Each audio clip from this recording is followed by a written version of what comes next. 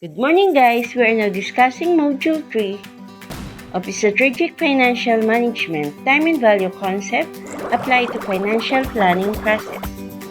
After the completion of the chapter, students will be able to first identify time value of money as one of the cornerstones of finance. Number 2, calculate present value of a single sum of money termed as annuity. Number 3, calculate the future value of a single sum of money. Number 4 is to determine the interest rate earned on an investment and construct a loan amortization schedule. Topics are the nature of financial decision, time value of money, concepts and application, and number 3, calculating payments for mortgage and other amortization schedule. What is financial decision? According to wikifinances.com, financial decision is a process which is responsible for all the decisions related with liabilities and stockholders' equity of the company as well as the issuance of bonds. According to economicsdiscussion.com, financial decision is related to raising of finance.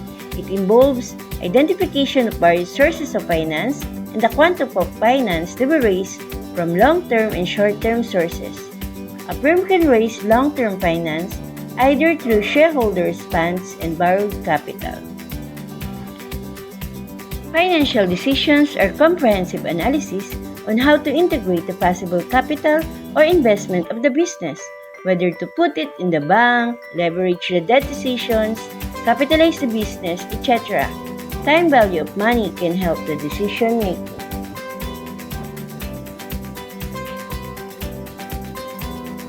Financial decisions are first, long-term investment decision, number 2, financing decision, number 3, dividend decision, and number 4, working capital decision. Long-term financial decision is also called capital budgeting decisions, wherein the decision of the business mostly falls on the fixed assets needed by the company. Whatever it is, the owner of the business or the stockholders with the help of the board of directors decides whether to buy in cash or pay through long-term obligation.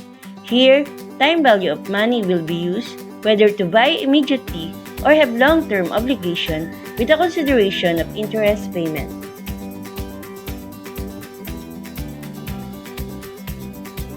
Financing decisions mostly falls on raising of funds and finances either through shareholders' funds or borrowed capital. If there's an immediate money needed on the operation, then a quick decision is needed on where and when the money will be borrowed. The next question is to how.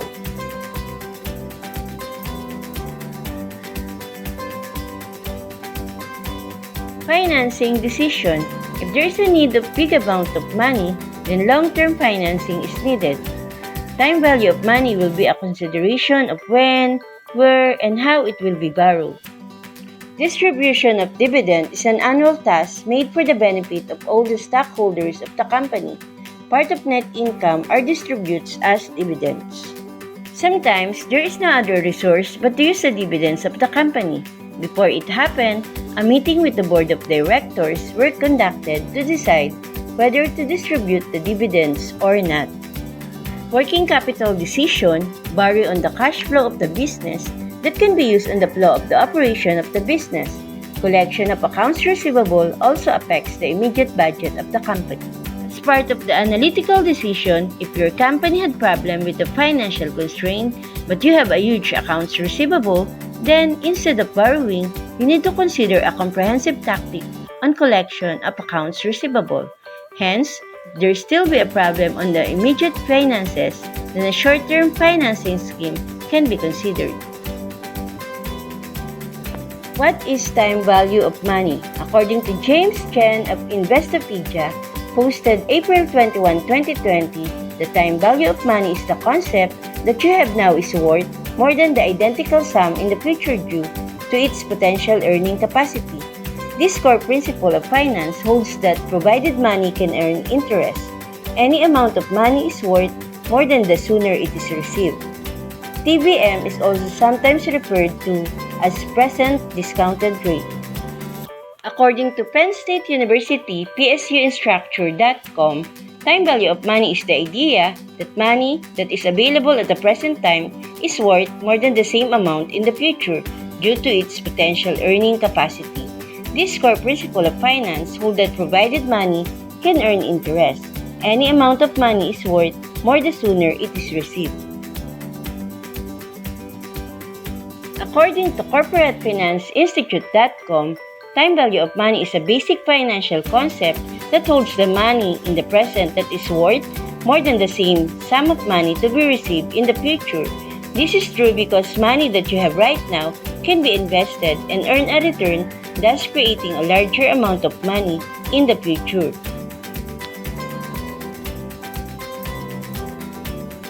Time value of money is a decision-making of the business whether they need to finance the business, invest the business, purchase or collect on that given period or a particular period that will gain additional interest or gathered a discount. Economically speaking, a peso today will not be the same tomorrow, since the amount of peso gradually decreases its value as time passes. Let's see it this way. Is the peso today will be a peso tomorrow? What if you invest the money through depositing on the bank? What if you borrow a long-term debt? Is the money you borrow today will suffice on the money you pay after a certain point in time? This question will be a part of your decision-making, and this is the usage of time value of money.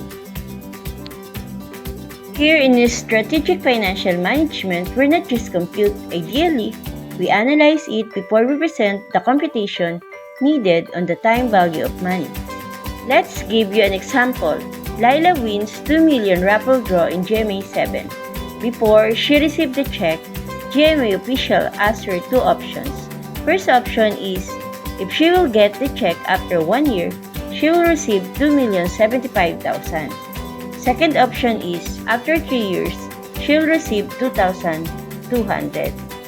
Her husband said, try depositing it in AB Bank where it offers 4% interest per year.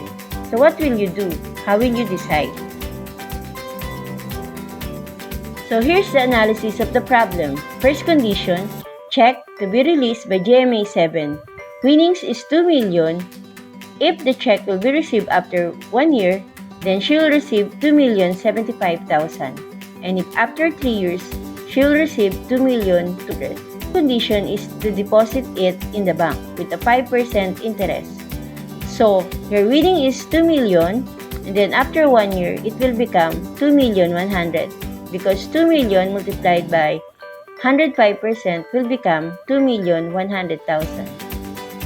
If after 3 years, she will receive 2,315,250. So, how it will be computed?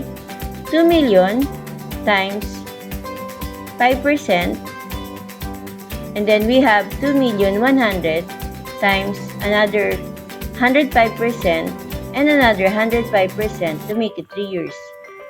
So the result is 2,315,250.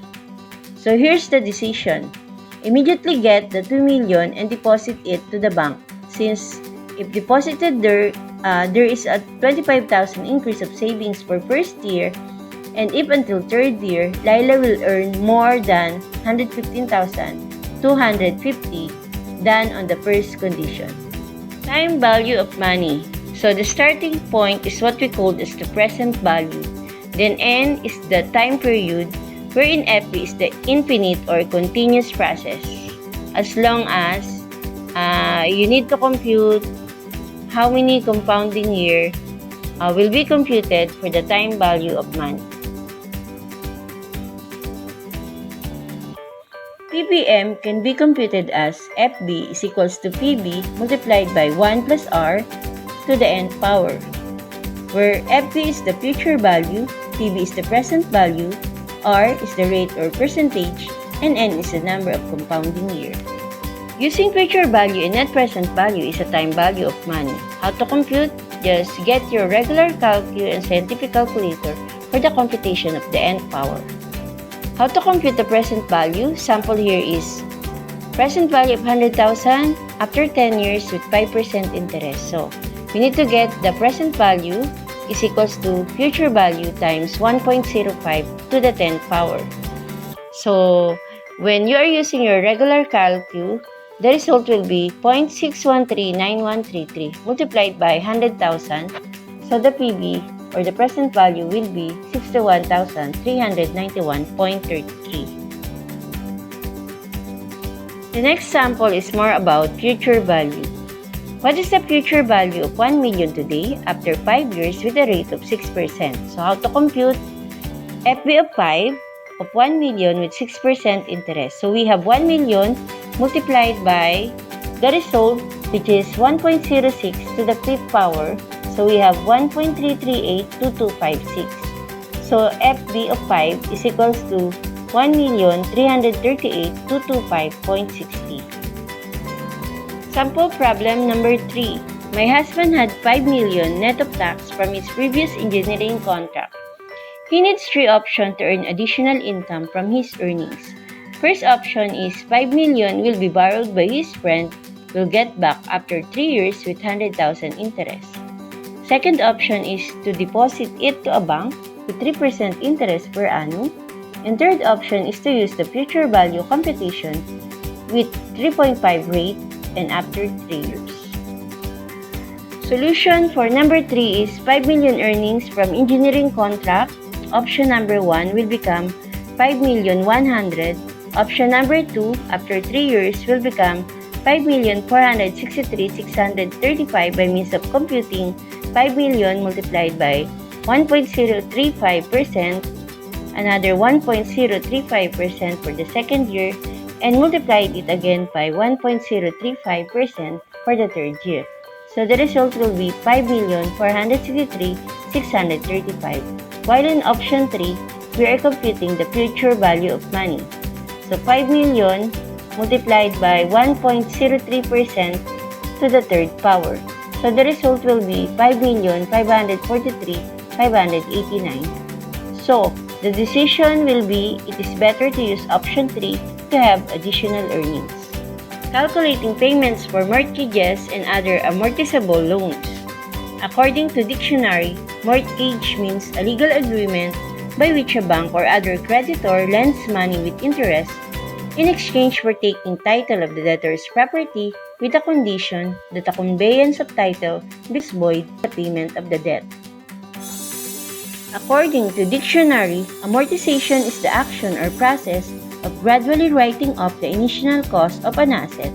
It is the action or process of reducing or paying off a debt with regular payments. It is a period in which a debt is reduced or paid off by regular payments.